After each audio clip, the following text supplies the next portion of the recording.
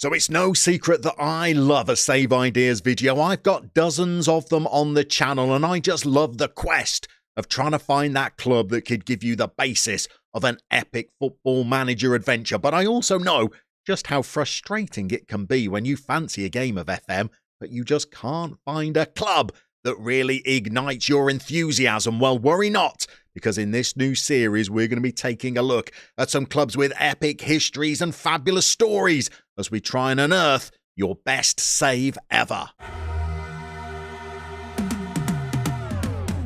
Let's begin our quest to find your next football manager save in Portugal. Here on the banks of the River Douro is beautiful Porto, home to 1.6 million residents, as well as one of the giants of the domestic game, FC Porto. The 2 times champions of Europe are also the reigning domestic title winners. But there is a team from the suburb of Paranhos who have been displaced by the local authorities and now play in the shadows of their giant neighbours. And we're not talking about Boa Vista, the city's second side. No, this is a club that adopted the red shirts of Benfica as well as an eagle on their crest as worn by the Lisbon Giants. This is a club that has played European football. This is SC Salgueiros. Once one of Portugal's top-flight clubs, and adopting the motto, "In adversity some give up, others break records," they now compete in Portugal's 4th tier, the bottom playable division in Football Manager.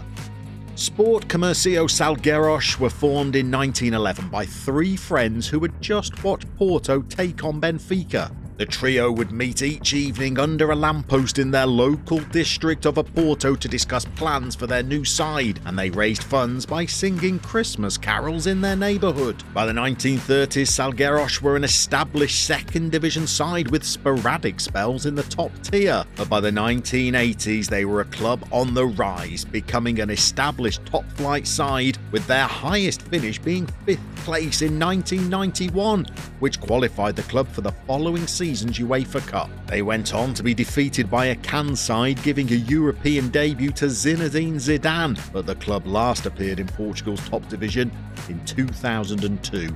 And a period of decline followed. A financial crisis led to their demotion to the 3rd tier, and in 2006 the city council purchased their iconic stadium to build a subway station, with conspiracy theorists proposing that the pro-Porto council were keen to eradicate the club from the poor suburbs who wore the colours of Porto's arch-rivals. For 3 seasons, Salgueiros were unable to register a side for any competition until a comeback in 2008. They began in the 7th tier of Portugal's amateur leagues, but they still averaged the 15th highest attendance in the country, and they've now fought their way back to compete in the 4th division. Salgueiros have a rich heritage, a passionate fan base, and have even developed a player or 2 in their time, such as Champions League winner Deco. This is your opportunity to take over a historic club and build it from the ground up, developing a squad,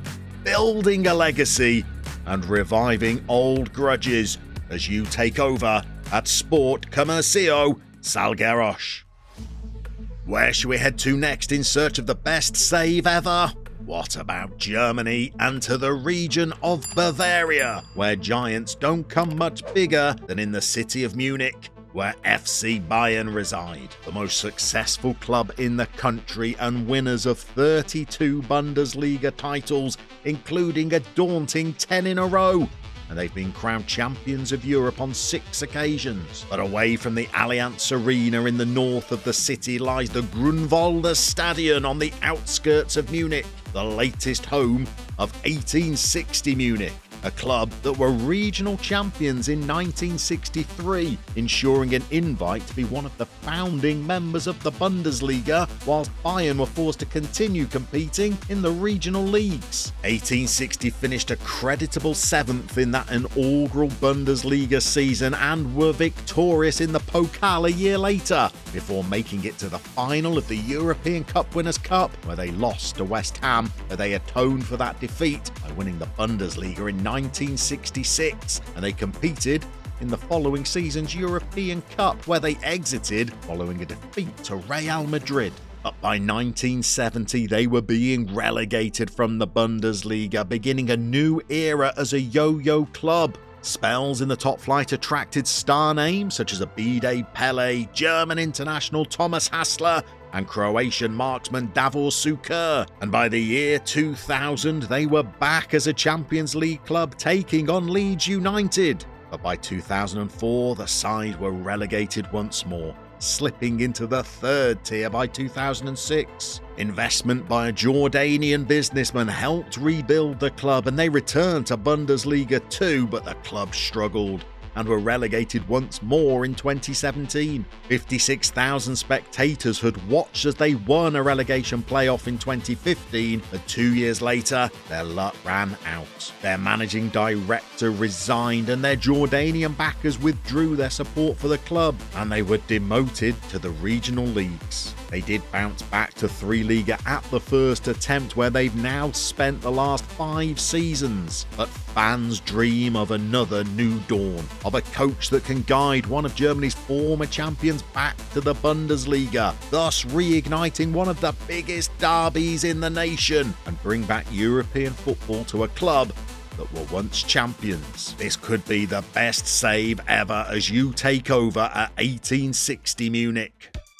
And where better place to finish than France, and to the capital city of Paris, home to some of football's modern greats such as Lionel Messi, Brazilian Neymar Jr. and World Cup winner Kylian Mbappe. In modern football, PSG seem unstoppable at times, but we're here to focus on another of Paris's clubs. In a previous video, we told the story of Red Star, but this time we're heading to the 13th district, where, in the south of the city, lies the Stade Charlotte, home of Paris FC. An outfit that came close to promotion last season. Paris were founded in 1969 when the city only had struggling Red Star in the top flight. In order to move up the leagues quicker, Paris sought a merger with a club from a higher level. They approached Sedan, a move that made little geographic sense, but they eventually settled on second division Stade Saint-Germain, with the two clubs forming Paris Saint-Germain, who you may have heard of. However, it wasn't long before cracks in the relationship occurred. Directors from the Stade Saint-Germain era refused to relocate the club to central Paris,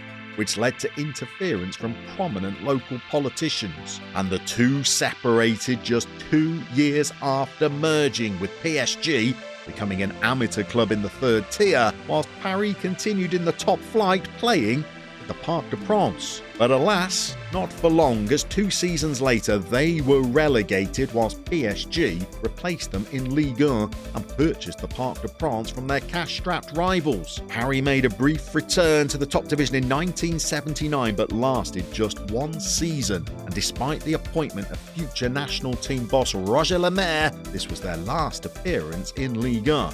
As we fast forward to the present day, PSG are not the only club in town with wealthy backers, as Paris FC are now part-owned by an investment group representing the state of Bahrain. They rent a 20,000 capacity arena in Paris, and their owners have invested in their training complex, and after several years competing in the lower levels of French football, they are now an established Ligue 2 club that have so far proved unsuccessful in their attempts to return to Ligue 1. Overthrowing the dominance of PSG is one of the toughest challenges in Football Manager, but the opportunity to do just that awaits you as you begin the best save ever as coach of Paris FC.